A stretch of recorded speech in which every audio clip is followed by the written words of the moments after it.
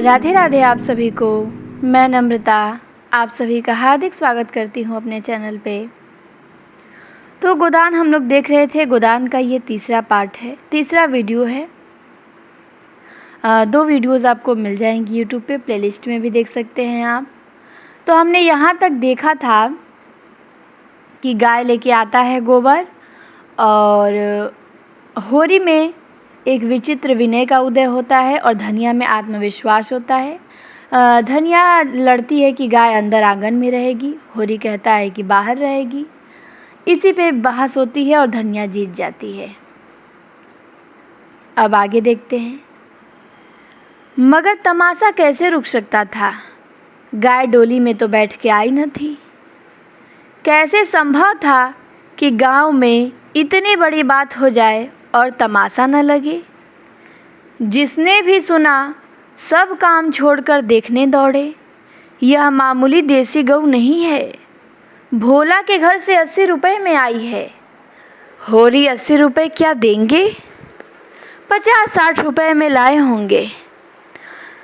गांव के इतिहास में 50-60 रुपए की गाय का आना भी अभूतपूर्व बात थी। बैल तो 50 रुपए के भी आए, 100 के भी आए, लेकिन गाय के लिए इतनी बड़ी रकम किसान क्या खा के खर्च करेगा?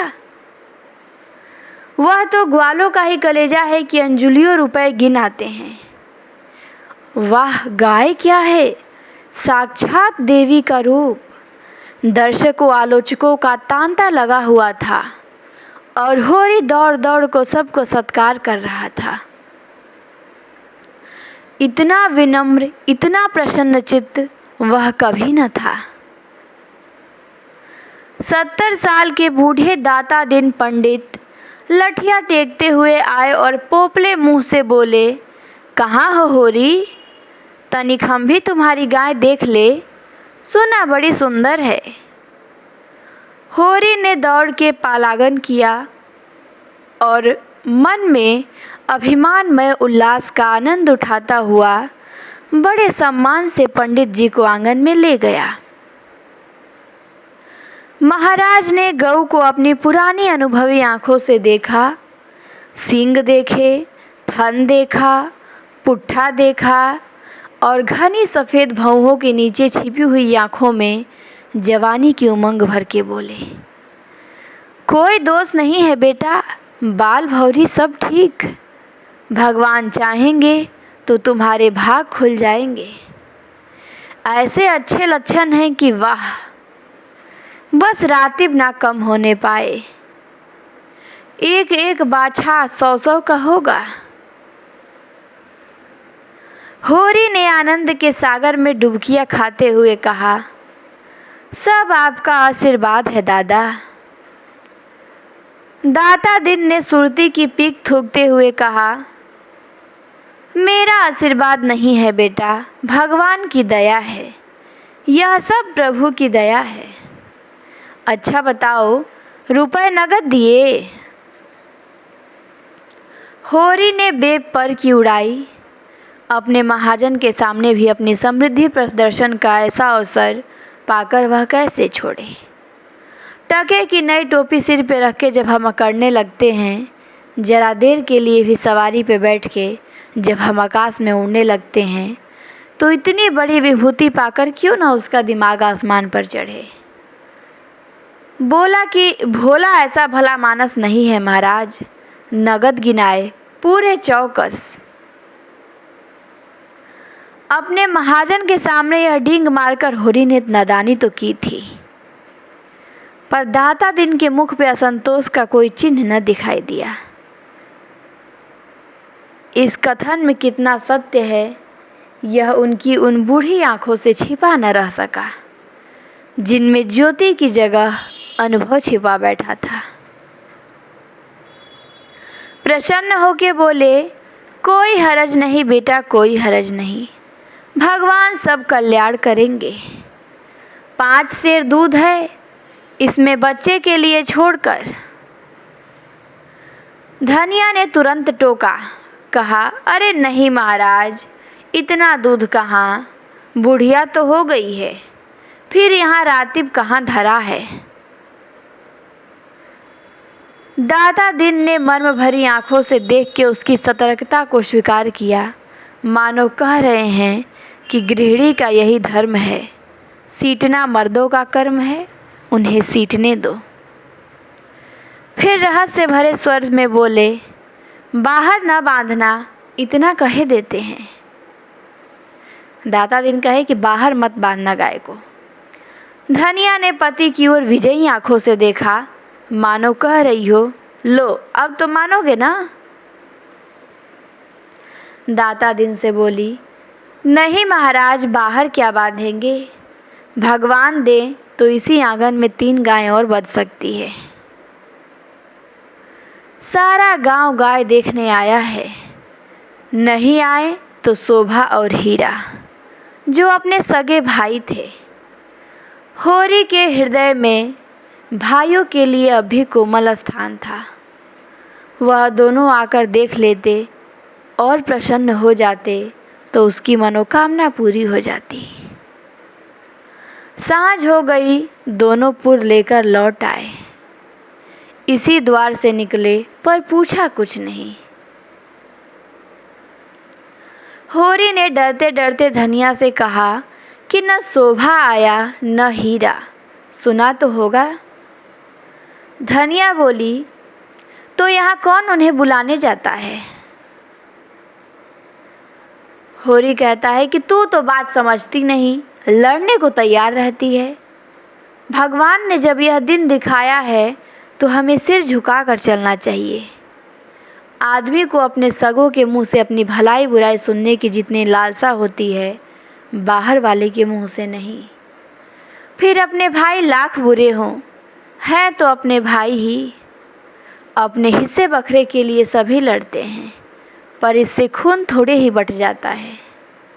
दोनों को बुलाकर दिखा देना चाहिए, नहीं तो कहेंगे कि गाय लाए और हमसे कहा तक नहीं।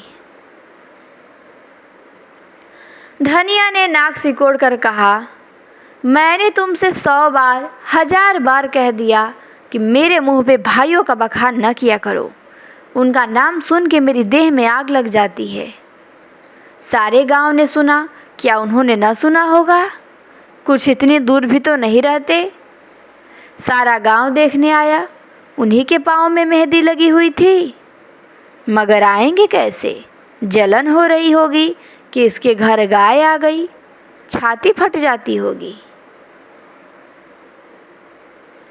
दिया बत्ती का समय आ गया था। धनिया ने जाकर देखा तो बोतल में मिट्टी का तेल न था। बोतल उठाकर तेल लाने चली गई। पैसे होते तो रूपा को भेजती, पर उधार लाना था। कुछ मुंह देखी कहेगी, कुछ लल्लो चप्पो करेगी, तभी तो तेरे उधार मिलेगा। होरी ने रूपा को बुलाकर प्यार से गोद में बैठाया और कहा कि जरा जाकर देख, हीरा काका आ गए हैं कि नहीं, और शोभा काका को भी देखते आना। कहना कि दादा ने तुम्हें बुलाया है, और न आए तो हाथ पकड़ के खींच लाना। रूपा ठुनक कर बोली, छोटी काकी मुझे डांटती हैं। तो होरी कहता है, काकी के पास क्या करने जाएगी, और शोभा बहू तो तुझे प्यार करती है ना। तो कहती है कि शोभा काका मुझे बहुत चिढ़ाते हैं, मैं ना कहूँगी। तो पूछता है, क्या कहते हैं बता। तो कहती है कि चिढ़ाते हैं। पूछता है, क्या कह के चिढ़ाते हैं। कहते हैं, तेरे लिए मूस पकड़ रखा है, ले जा भुनकर खा ले। हीरा के अंतस्थल में गुदगुदी हुई। कहा, तो तू क्यों नहीं कहती कि पहले तुम खा लो तो मैं खाऊंगी। तो रूपा कहती है, अम्मा मने करती है, कहती है उन लोगों के घर ना जाया करो। होरी कहता है, तू अम्मा की बेटी है कि दादा की। तो रूपा ने उसके गले में हाथ डाल के कहा, अम्मा की, और हंसने लगी। तो होरी कहता है, तो फिर गोद से उतर जा, आज मैं तुझे अपनी थाली में न खिलाऊंगा। घर में एक ही फूल की थाली थी। होरी उसी थाली में कहता था। थाली में खाने का गौरव पाने के लिए रूपा होरी के साथ खाती थी। इस गौरव का परित्याग कैसे करे? हुमक कर बोली, अच्छा तुम्हारी बेटी हूँ। तो होरी कहता है, तो फिर मेरा कहना मानेगी कि अम्मा का? तो रूपा कहती है कि तुम्हारा। तो कहता है होरी, तो जाकर हीरा और शोभा को खींच ला। तो फिर कहती है रूपा, और जो अम्मा बिगड़े फिर तो कहता है अम्मा से कहने कौन जाएगा।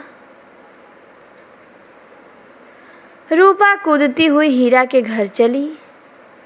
द्वेष के माया जाल बड़ी बड़ी मछलियों को भी फंसाता है।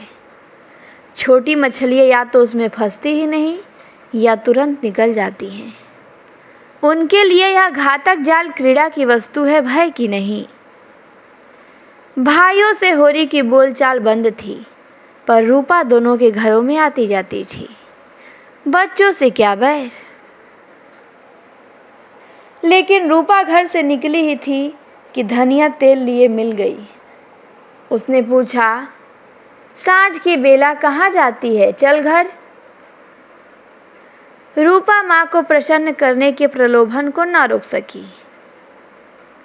धनिया ने डांटा, चल घर, किसी को बुलाने नहीं जाना है। और रूपा का हाथ पकड़े हुए वह घर आई और होरी से बोली, मैंने तुमसे 1000 बार कह दिया मेरी लड़की को किसी के घर ना भेजा करो। किसी ने कुछ करा दिया तो मैं तुम्हें लेके चाटूंगी। ऐसे ही बड़ा प्रेम है तो आप क्यों नहीं जाते? अभी पेट नहीं भरा लगता है। होरी नाद जमा रहा था। हाथों में मिट्टी लपेटे हुए अज्ञान का अभिनय करके बोला, किस बात पर बिगड़ती है भाई? यह तो अच्छा नहीं लगता कि अंधे कुकर की तरह हवा को भूखा करो। धनिया को कुप्पी में तेल डालना था। इस समय झगड़ा न बढ़ाना चाहती थी और रूपा भी लड़कों में जा मिली। पहर रात से ज़्यादा हो चुकी थी। नांद गड़ चुकी थी। सानी और खली डाल दी गई थी। गाय मन मारे उदास बैठी थी, जैसे कोई वधू ससुराल आई हो। नांद में मुंह तक न डालती थी। होरी और गोबर खाकर आधी आधी रोटियां उसके लिए लाए, पर उसने सूंघा तक नहीं। मगर यह कोई नई बात न थी। जानवरों को भी बहुधा घर छूट जाने का दुख होता है। होरी बाहर खाट पे बैठ के चीलम पीने लगा तो फिर भाइयों की याद आई। कहता है, नहीं, आज इस शुभ अवसर पे वह भाइयों की उपेक्षा नहीं कर सकता। उसका हृदय यह विभूति पाकर विशाल हो गया था। कह रहा है कि भाइयों से अलग हो गया है तो क्या हुआ? उनका दुश्मन तो नहीं है। यही गाय 3 साल पहले आई होती तो सभी का उस पर बराबर अधिकार होता, और कल को यही गाय दूध देने लगेगी तो क्या वह भाइयों के घर दूध न भेजेगा या दही न भेजेगा? ऐसा तो उसका धर्म नहीं है। भाई उसका बुरा चेते, वह क्यों उनका बुरा चेते? अपनी अपनी करनी तो अपने अपने साथ है। उसने नारियल खाट के पाए से लगाकर रख दिया और हीरा के घर की ओर चला। शोभा का घर भी उधर ही था। दोनों अपने अपने द्वार पे लेटे हुए थे। काफी अंधेरा था। होरी पर उनमें से किसी की निगाह नहीं पड़ी। दोनों में आपस में कुछ बातें हो रही थी। होरी ठिठक गया और उनकी बातें सुनने लगा। ऐसा आदमी कहाँ है जो अपनी चर्चा सुन के टल जाए? तो बात सुन रहा है। हीरा ने कहा कि जब तक एक में थे एक बकरी भी नहीं ली, अब पछाई गाय ले जाती है। भाई का हक मार के किसी को फूलते फलते नहीं देखा। शोभा बोला, यह तुम अन्याय कर रहे हो हीरा। भैया ने एक एक पैसे का हिसाब दे दिया था। यह मैं कभी न मानूंगा कि उन्होंने पहले की कमाई छिपा रखी थी। हीरा कहता है, तुम मानो चाहे न मानो, है यह पहले की कमाई। शोभा बोला, किसी पे झूठा इल्जाम न लगाना चाहिए।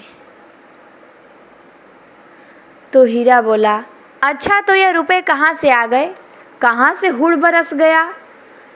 उतने ही खेत हमारे पास भी हैं, उतनी ही उपज हमारी भी है, फिर क्यों हमारे पास कफन को कौड़ी नहीं और उनके घर गाय आती है? तो शोभा कहता है कि उधार लाए होंगे। हीरा कहता है, भोला उधार देने वाला आदमी नहीं है। कुछ भी हो जाए, गाय बड़ी सुंदर है। गोबर लिए जाता था तो मैंने रास्ते में देखा। फिर कहता है हीरा कि बेईमानी का धन जैसे आता है वैसे ही जाता है। भगवान चाहेंगे तो बहुत दिन तक गाय घर में न रहेगी। होरी से और न सुना गया। वह बीती बातों को विसार कर अपने हृदय में स्नेह और सौहार्द भरे भाइयों के पास आया था। इस आघात ने जैसे उसके हृदय में छेद कर दिया और वह रस भाव उसमें किसी तरह नहीं टिक रहा था। लत्ते और चिथड़े टूंस कर अब उस प्रवाह को नहीं रो सकता। जी में एक उबाल आया कि उसी क्षण इस आक्षेप का जवाब दे, लेकिन बात बढ़ जाने के भय से चुप रह गया। अगर उसकी नियति साफ है तो कोई कुछ नहीं कर सकता। भगवान के सामने वह निर्दोष है। दूसरों की उसे परवाह नहीं। वह गया तो था पर उल्टे पांव लौट आया और वही जला हुआ तंबाकू पीने लगा। लेकिन जैसे वह विष प्रतिक्षण उसकी धमनियों में फैलता जाता था। उसने सो जाने का प्रयास किया पर नींद न आई। बैलों के पास जाके उन्हें सहलाने लगा। विष शांत न हुआ। दूसरी चिलम भरी, लेकिन उसमें भी कुछ रस न था। विष ने जैसे चेतना को आक्रांत कर दिया हो, जैसे नशे में चेतना एकांगी हो जाती है, जैसे फैला हुआ पानी एक दिशा में बहकर बेगवान हो जाता है, वही मनोवृत्ति उसकी हो रही थी।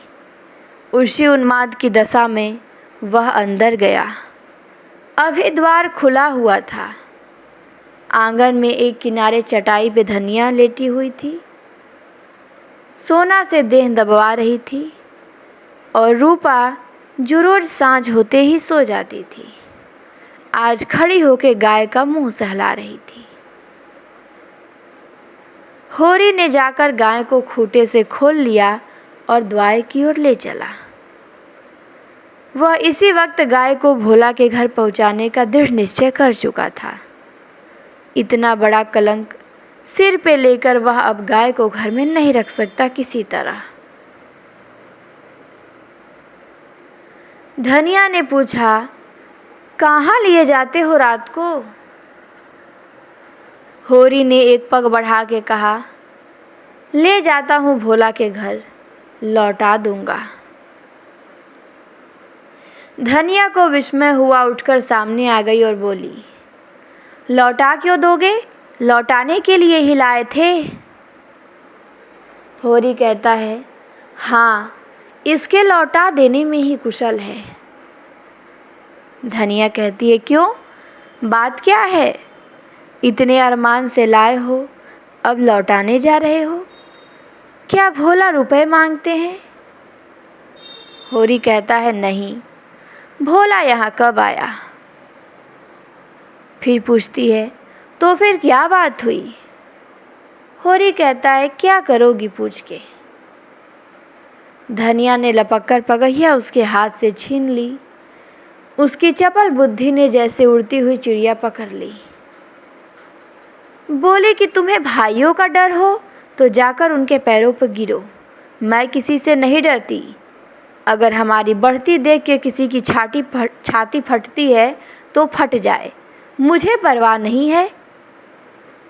होरी ने विनीत स्वर में कहा कि धीरे धीरे बोल महारानी, कोई सुने तो कहे ये सब इतनी रात गए लड़ रहे हैं। मैं अपने कानों से क्या सुन के आया हूँ तू क्या जानती है।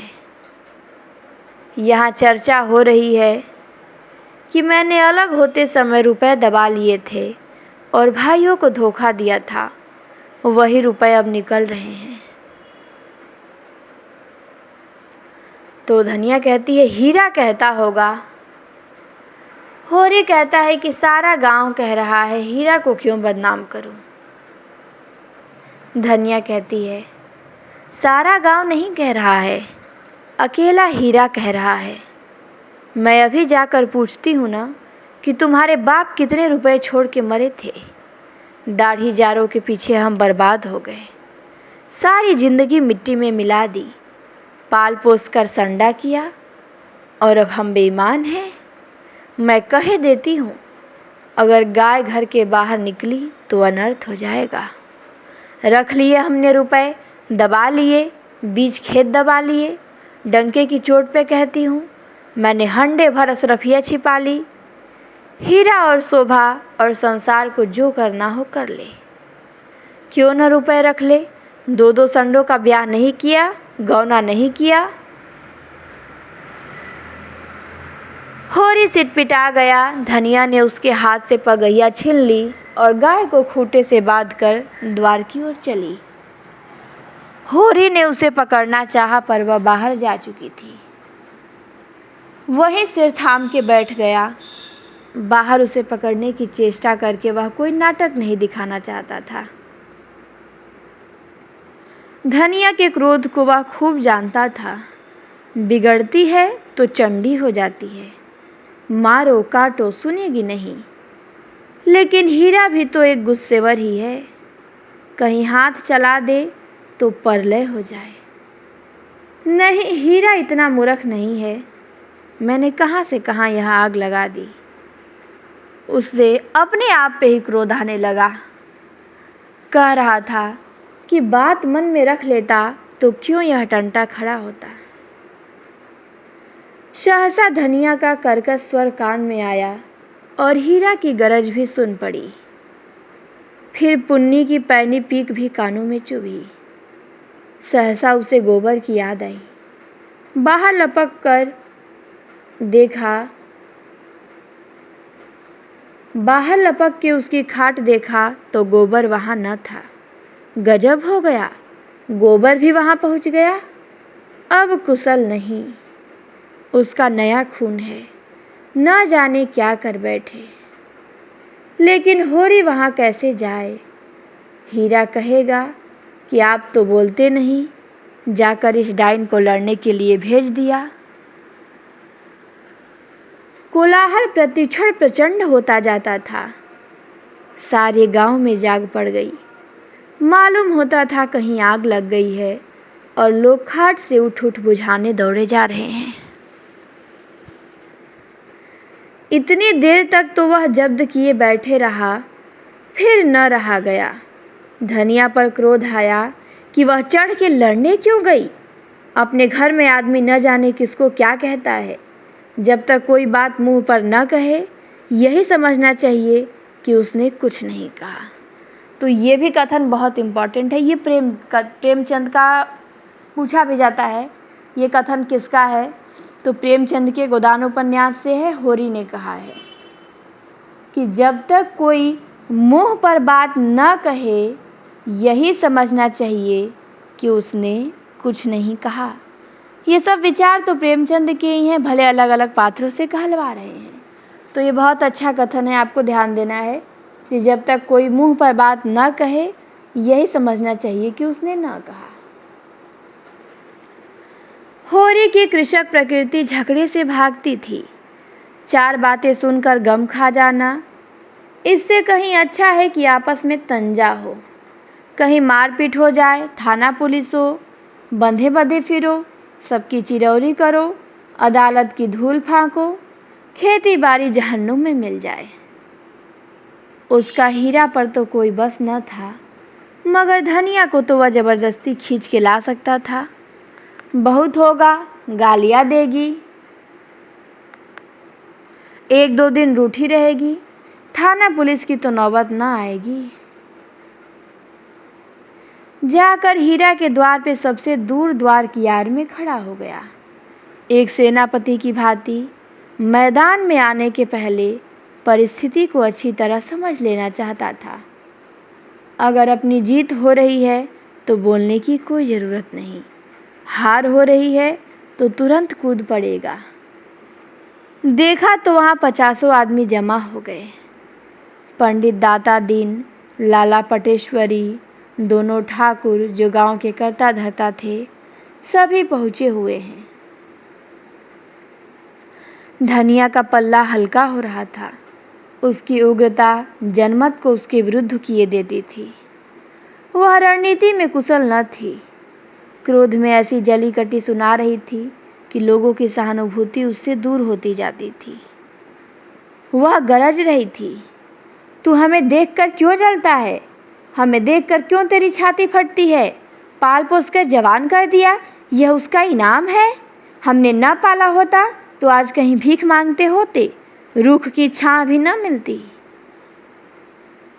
होरी को ये शब्द जरूरत से ज्यादा कठोर जान पड़े। भाइयों को पालना पोसना तो उसका धर्म था। उनके हिस्से की जायदाद तो उसके हाथ में थी। कैसे न पालता पोसता, दुनिया में कहीं मुंह दिखाने लायक रहता। हीरा ने जवाब दिया कि हम किसी का कुछ नहीं जानते। तेरे घर में कुत्तों की तरह एक टुकड़ा खाते थे और दिन भर काम करते थे। जाना ही नहीं कि लड़कपन और जवानी कैसी होती है। दिन दिन भर सूखा गोबर बिना करते थे, उस पर भी तू बिना 10 गाली दिए रोटी न देती थी। तेरी जैसी राक्षसीन के हाथ में पड़ के जिंदगी तलक हो गई। धनिया और भी तेज हुई, कह रही थी जबान संभाल, नहीं जीभ खींच लूंगी। राक्षसीन होगी तेरी औरत। तू है किस फेर में मुंडी काटे, टुकड़खोर, नमक हराम। दाता दिन ने टोका, इतना कटु वचन क्यों कहती है धनिया? नारी का धर्म है कि गम खाए। वह तो जड्डू है, क्यों उसके मुंह लगती है? लाला पटेश्वरी पटवारी ने उसका समर्थन किया। कहा कि बात का जवाब बात है, गाली नहीं। तूने लड़कपन में उसे पाला पोसा, लेकिन यह क्यों भूल जाती है कि उसकी जायदाद तेरे हाथ में थी। धनिया ने समझा कि सब के सब मिलके मुझे नीचा दिखाना चाहते हैं। वो चौमुख लड़ाई के लिए तैयार हो गई। कह रही थी, अच्छा रहने दो लाला, मैं सबको पहचानती हूँ। इस गांव में रहते 20 साल हो गए, एक एक की नस पहचानती हूँ। मैं तो गाली दे रही हूँ और वह फूल बरसा रहा है मेरे पे, क्यों? दुलारी सहुआइन ने आग पर घी डाला। वो बोलती है, वाकई बड़ी गाली दराज औरत है भाई, मर्द के मुंह लगती है। होरी ही के जैसा मर्द है कि इसका निबाह होता है। दूसरा मर्द होता तो एक दिन न पटती। अगर हीरा इस समय जरा भी नरम हो जाता तो उसकी जीत हो जाती, लेकिन ये गालियां सुन के आपे से बाहर हो गया। औरों को अपने पक्ष में देख कर वह कुछ शेर हो रहा था। गला फाड़ के बोला, चली जा मेरे द्वारे से, नहीं जूतों से बात करूंगा, झोटा पकड़ के उखाड़ लूंगा। गाली देती है डाइन, बेटे का घमंड हो गया है। पासा पलट गया यहीं से। होरी का खून खौल उठा, बारूद में जैसे चिंगारी पड़ गई हो। आगे आकर बोला, अच्छा बस अब चुप हो जाओ हीरा, अब नहीं सुना जाता। मैं इस औरत को क्या कहूँ, जब मेरी पीठ में धूल लगती है तो इसी के कारण। ना जाने क्यों इससे चुप नहीं रहा जाता।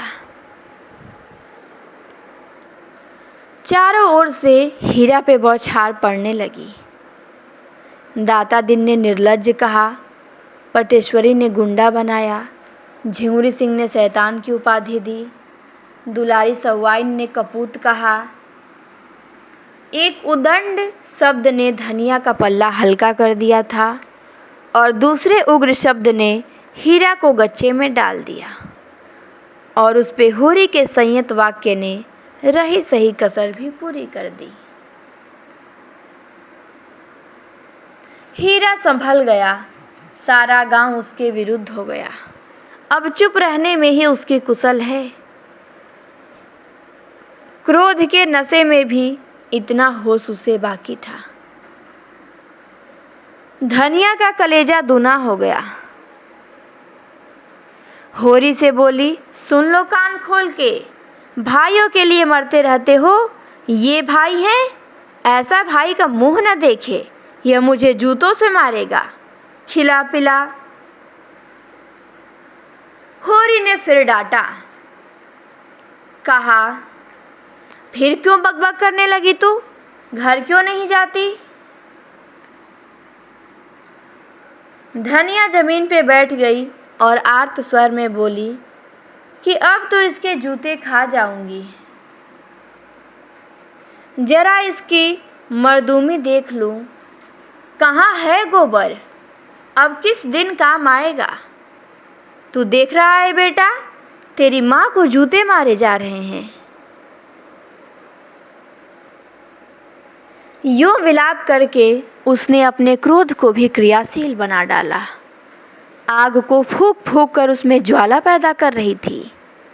हीरा पराजित सा पीछे हट गया। पुन्नी उसका हाथ पकड़ घर की ओर खींच रही थी। सहसा धनिया ने सिंहनी की भांति झपट के हीरा को इतने जोर से धक्का दिया कि वह धम से गिर पड़ा और बोली, कहाँ जाता है? जूते मार, मार जूते, देखूं तेरी मर्दानगी। होरी ने दौड़ के उसका हाथ पकड़ लिया और घसीटता हुआ घर ले चला।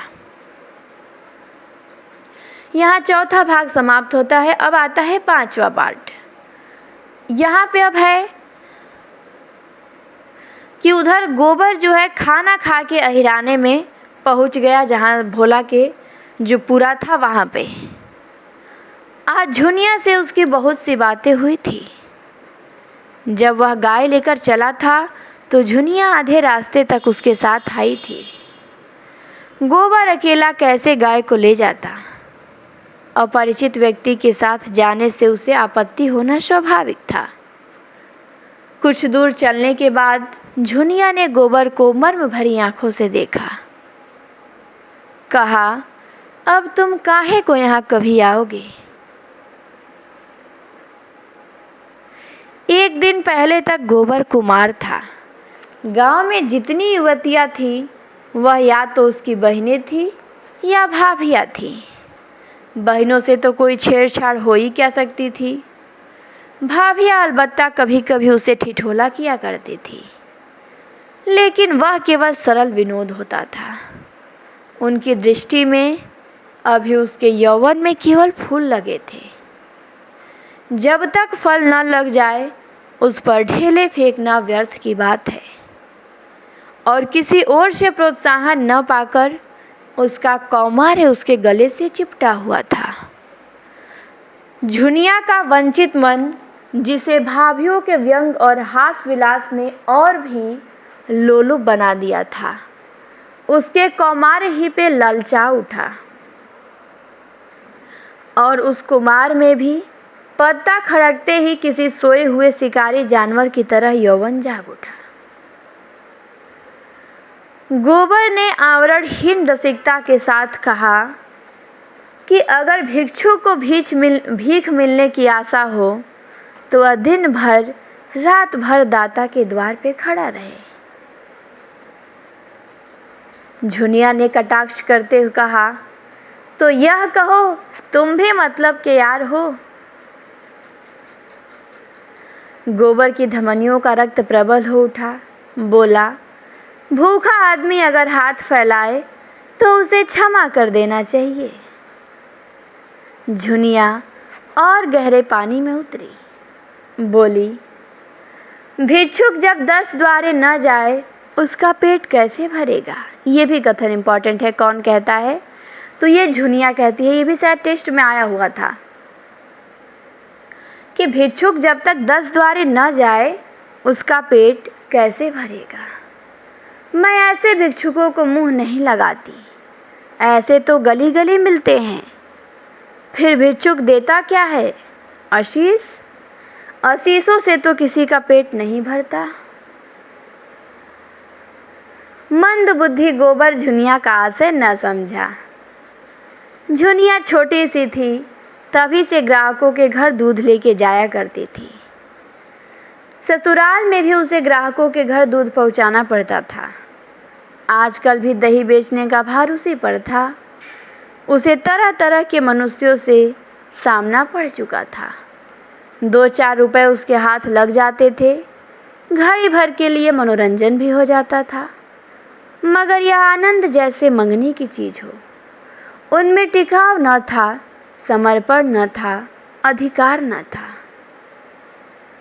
वह ऐसा प्रेम चाहती थी जिसके लिए वह जिए और मरे, जिस पर वह अपने को समर्पित कर दे। वह केवल जुगनू की चमक नहीं, दीपक का स्थायी प्रकाश चाहती थी। ये भी कथन बहुत अच्छा है, इम्पॉर्टेंट है, किस उपन्यास से है कि वह केवल जुगनू की चमक नहीं, दीपक का स्थायी प्रकाश चाहती थी। ये कथन गोदान में किसके लिए आया है? तो झुनिया के लिए। वह एक गृहस्थ की बालिका थी जिसके गृहिणीत्व को रसिकों की लगावटबाजियों ने कुचल नहीं पाया था। गोबर ने कामना से उद्दीप्त मुख से कहा कि भिक्षुक को एक ही द्वार पे भरपेट मिल जाए तो क्यों द्वार द्वार घूमे। झुनिया ने सदैव भाव से उसकी ओर ताका और कहा, कितना भोला है, कुछ समझता ही नहीं। भिक्षुक को एक द्वार पे भरपेट कहाँ मिलता है, उसे तो चुटकी ही मिलेगी। सर्वस्व तो तभी पाओगे जब अपना सर्वस्व दोगे। गोबर कहता है कि मेरे पास क्या है झुनिया। झुनिया कहती है कि तुम्हारे पास कुछ नहीं है। मैं तो समझती हूँ मेरे लिए तुम्हारे पास जो कुछ है वह बड़े बड़े लखपतियों के पास नहीं है। तुम मुझे भीख न मांगकर मुझे मोल ले सकते हो। गोबर उसे चकित नेत्रों से देखने लगा। झुनिया ने फिर कहा, और जानते हो दाम क्या देना होगा? मेरा होकर रहना पड़ेगा। फिर किसी के सामने हाथ फैला तो देखूंगी तो घर से निकाल दूंगी। गोबर को जैसे अंधेरे में टटोलते हुए इच्छित वस्तु मिल गई। एक विचित्र भय मिश्रित आनंद से उसका रोम रोम पुलकित हो उठा। लेकिन यह कैसे होगा? झुनिया को रख ले तो रखेली को लेकर घर में रहेगा कैसे? बिरादरी का भी झंझट जो है, सारा गांव काँव काँव करने लगेगा। गोबर और झुनिया की जो जाति थी अलग अलग थी। सभी दुश्मन हो जाएंगे और अम्मा तो इसे घर में घुसने भी न देगी। लेकिन जब स्त्री होकर यह नहीं डरती तो पुरुष होकर वह क्यों डरे? कहता है कि बहुत होगा, लोग उसे अलग कर देंगे, वह अलग ही रहेगा। झुनिया जैसी औरत गांव में दूसरी कौन है? कितनी समझदारी की बातें करती है। क्या जानती नहीं कि मैं उसके योग्य नहीं हूँ? फिर भी मुझसे प्रेम करती है, मेरी होने को राजी है। गांव वाले निकाल देंगे तो क्या संसार में दूसरा गांव ही नहीं है? और गांव क्यों छोड़े? पंडित माता दीन ने चमारिन बैठा ली तो किसी ने क्या कर लिया? दाता दिन दांत कटकटा के रह गए। दाता दिन का पुत्र था माता दिन, तो उसने चमारिन से विवाह कर लिया था। तो वही बता रहा है और कह रहा है कि माता दिन ने इतना जरूर किया कि अपना धर्म बचा लिया। अब भी बिना स्नान पूजा किए मुंह में पानी नहीं डालते और दोनों जून अपना भोजन आप पकाते हैं। और अब तो अलग भोजन नहीं पकाते, दाता दिन और वह साथ बैठ के खाते हैं। और झिंगुरी सिंह ने ब्राह्मणी रख ली, उनका क्या किसी ने कर लिया। उनका जितना आदर मान तब था उतना आज भी है, बल्कि और भी बढ़ गया है। पहले नौकरी खोजते फिरते थे, अब उसके रुपए से महाजन बन बैठे। ठकुराई का रोब तो था ही, महाजनी का रोब भी जम गया। मगर फिर ख्याल आया कहीं झुनिया दिल लगी न कर रही हो। पहले इसकी ओर से निश्चिंत हो जाना आवश्यक था। उसने पूछा, मन से कहती हो झूना कि खाली लालच दे रही हो? मैं तो तुम्हारा हो चुका, लेकिन तुम भी हो जाओगी।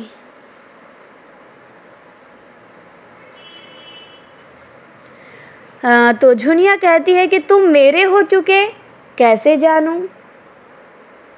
गोबर कहता है, तुम जान भी चाहो तो दे दूं। कहती है, फिर जान देने का अर्थ भी समझते हो? गोबर कहता है, तुम समझा दो ना।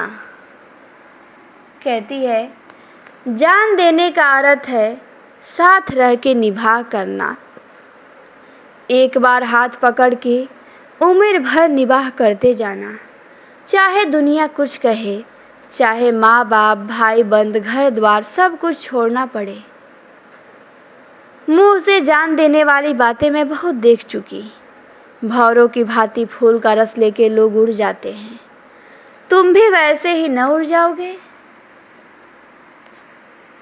गोबर के हाथ में गाय की पगहिया थी, दूसरे हाथ से झुनिया का हाथ पकड़ लिया। बोला, जैसे बिजली के तार पर हाथ लग गया हो। सारी देह यौवन के पहले स्पर्श से कांप उठी। कहा, कितनी मुलायम गुदगुदी कोमल कलाई है। झुनिया ने उसका हाथ हटाया नहीं, मानो इस स्पर्श का उसके लिए कोई महत्व ही ना हो। फिर एक क्षण के बाद गंभीर भाव से बोली, आज तुमने मेरा हाथ पकड़ा है, याद रखना। गोबर कहता है, खूब याद रखूंगा झूना, और मरते दम तक निभाऊंगा। झुनिया अविश्वास भरी मुस्कान से बोली, इसी तरह तो सब कहते हैं गोबर, बल्कि इससे भी मीठे चिकने शब्दों में। अगर मन में कपट हो तो मुझे बता दो, मैं सचेत हो जाऊं। ऐसों को मन नहीं देती, उनसे तो खाली हंस बोल लेने का नाता रखती हूँ। बरसों से दूध लेने बाजार जाती हूँ। एक से एक बाबू, महाजन, ठाकुर, वकील, अमले अफसर अपना रसियापन दिखाकर मुझे फंसा लेना चाहते हैं। कोई छाती पे हाथ रखकर कहता है, झुनिया तरसा मत, कोई मुझे रसीली नसीली चितवन से घूरता है, मानो मारे प्रेम के बेहोश हो गया है। कोई रुपए दिखाता है, कोई गहने, सब मेरी गुलामी करने को तैयार है, उम्र भर, बल्कि उस जन्म में भी। लेकिन मैं उन सबों की नस पहचानती हूँ, सब के सब भौरे हैं, रस लेकर उड़ जाने वाले। मैं भी उन्हें ललचाती हूँ, तिरछी नज़रों से देखती हूँ, मुस्कुराती हूँ। वह मुझे गधी बनाते हैं, मैं उन्हें उल्लू बनाती हूँ। मैं मर भी जाऊँ तो उनकी आंखों में आंसू न आएगा, और वह मर जाएं तो मैं कहूँगी, अच्छा हुआ निगोड़ा मर गया। मैं तो जिसकी हो जाऊँगी उसकी जन्म भर के लिए हो जाऊँगी। सुख में, दुख में, संपत में, विपत में उसके साथ रहूँगी। हरजाई नहीं हूँ कि सबसे हंसती बोलती फिरूँ। न रुपए की भूखी हूँ, न गहने कपड़े की।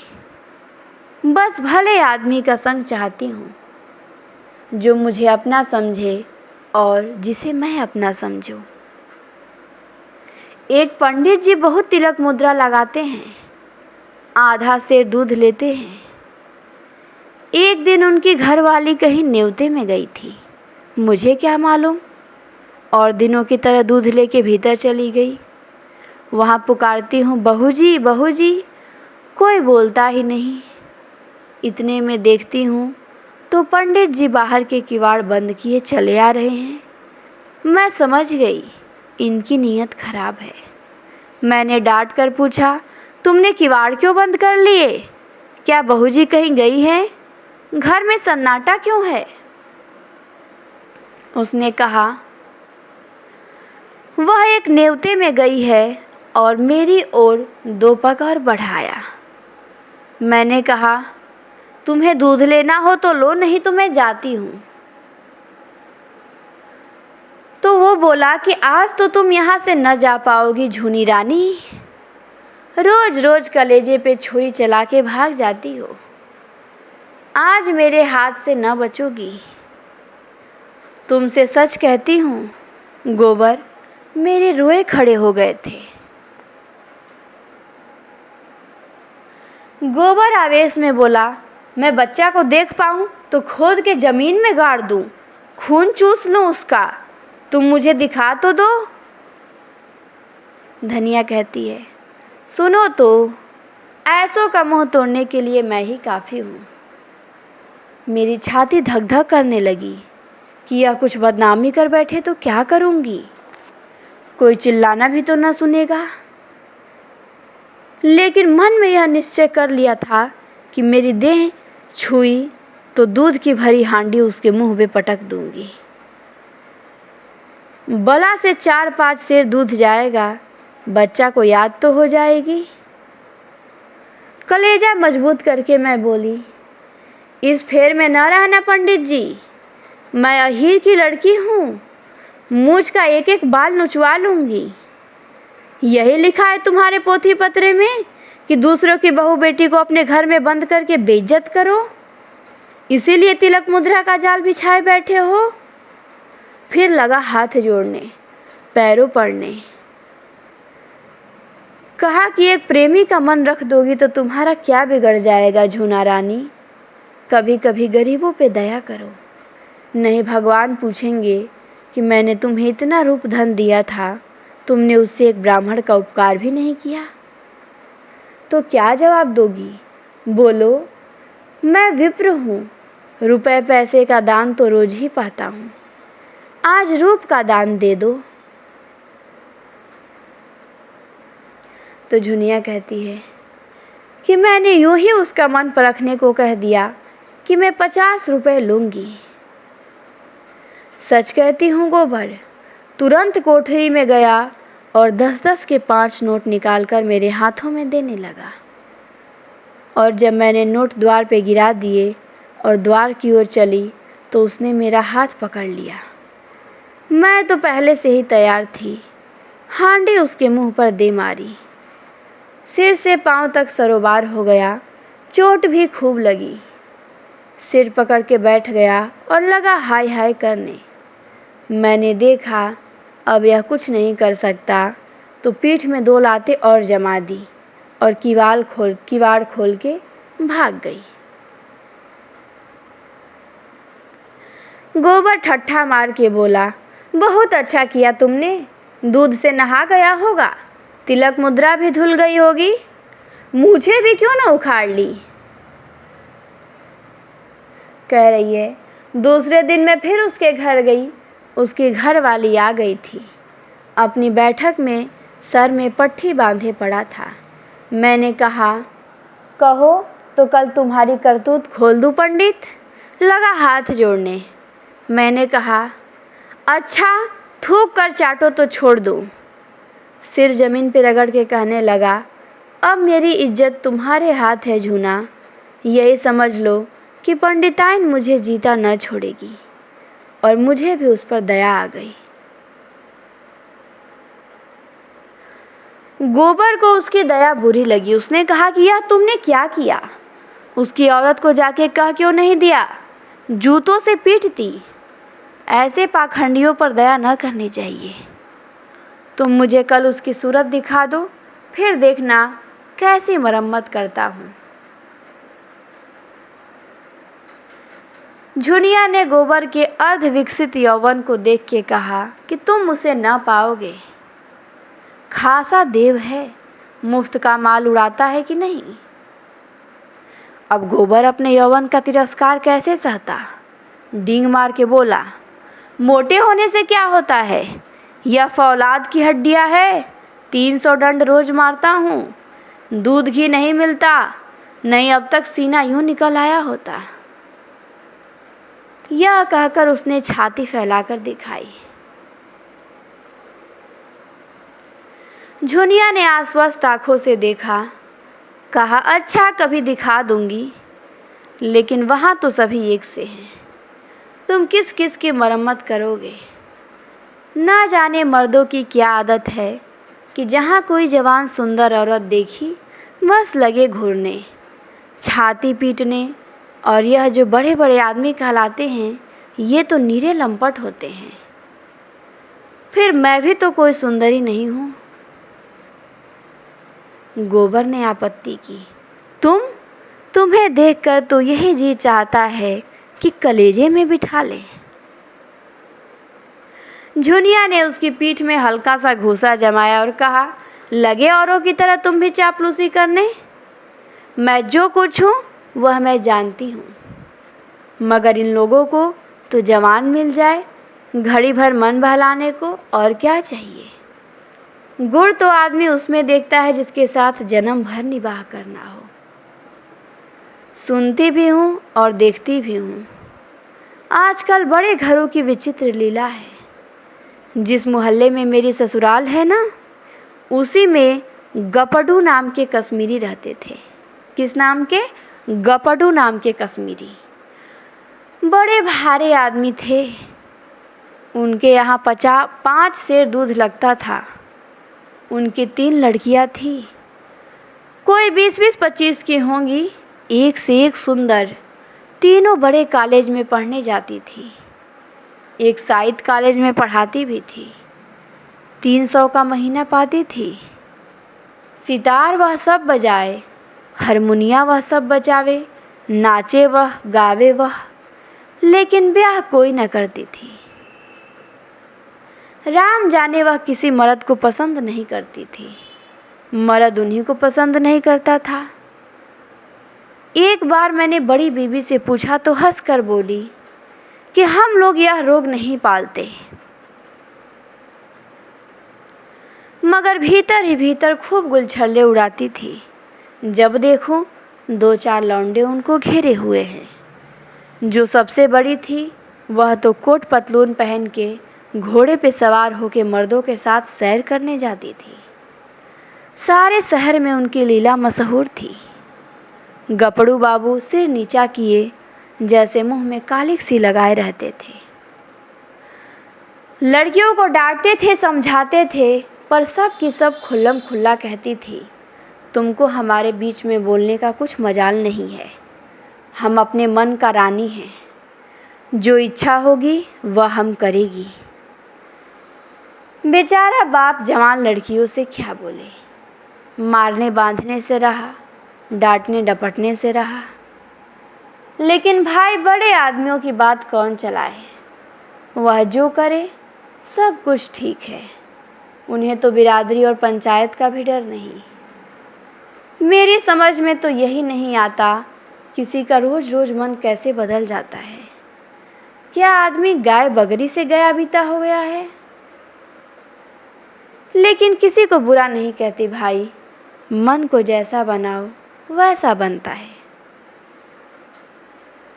ऐसों को भी देखती हूँ जिन्हें रोज रोज की दाल रोटी के बाद कभी कभी मुंह का स्वाद बदलने के लिए हलवा पूरी भी चाहिए।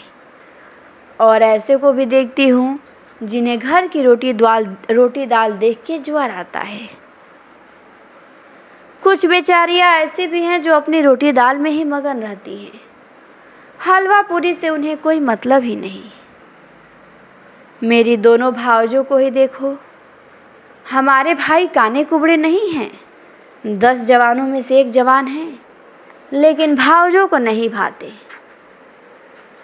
उन्हें तो वह चाहिए जो सोने की बालियाँ बनवाए, महीन साड़ियाँ लाए, रोज चाट खिलाए, बालियाँ और मिठाइयाँ मुझे भी कम अच्छी नहीं लगती, लेकिन जो कहो इसके लिए अपनी लाज बेचती फिरूं।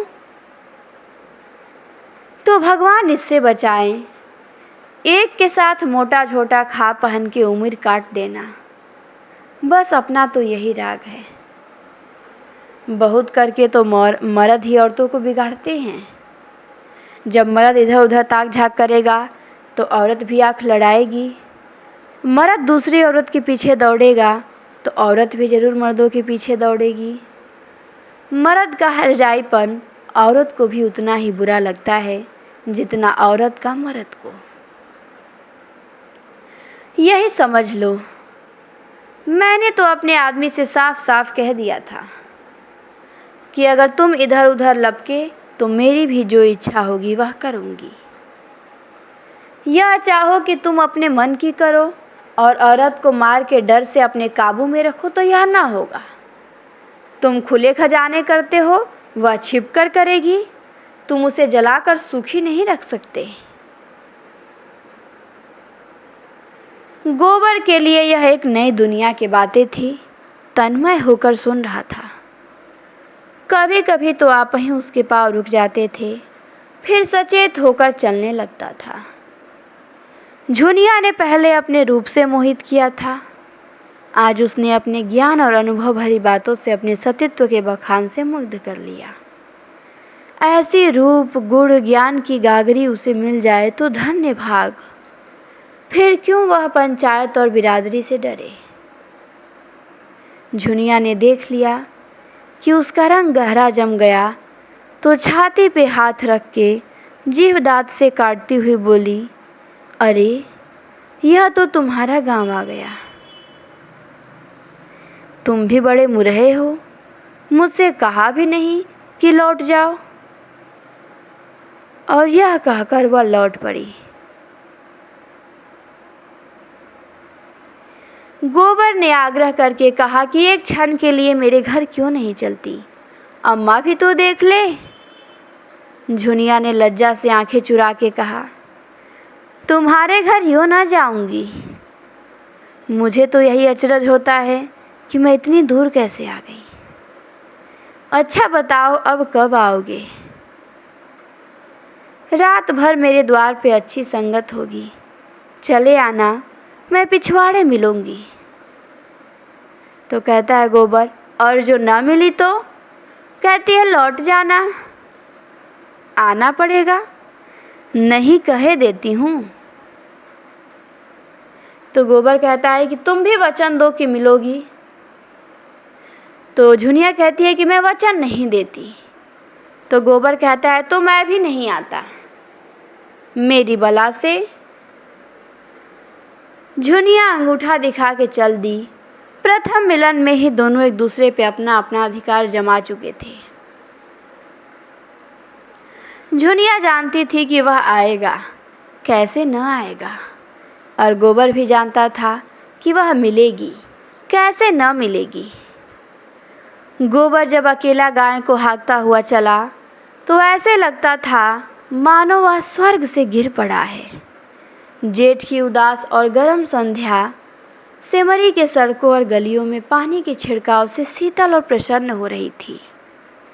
मंडप के चारों ओर तरह तरह फूलों और पौधों के गमले सजा दिए गए थे और बिजली के पंखे चल रहे थे। राय साहब अपने कारखाने में बिजली बनवा लेते थे।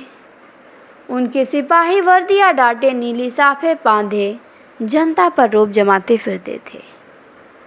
नौकर उजले कुर्ते पहने और केसरिया पाग बांधे मेहमानों और मुखियों का आदर सत्कार कर रहे थे।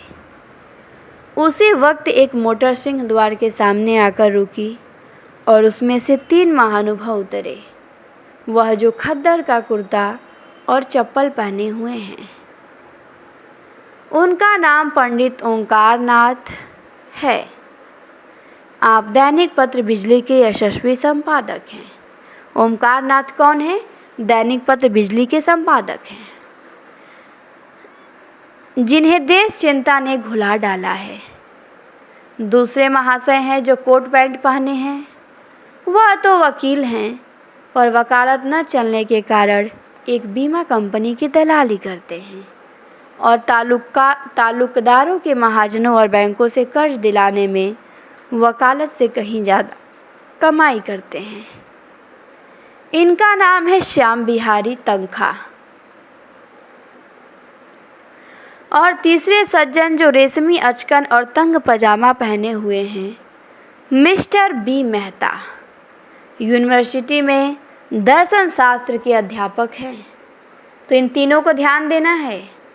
पहले ओंकार नाथ हैं जो बिजली के संपादक हैं, दूसरे आपके हैं श्याम बिहारी तनखा, और तीसरे हैं मिस्टर बी मेहता जो यूनिवर्सिटी में दर्शन शास्त्र के अध्यापक हैं।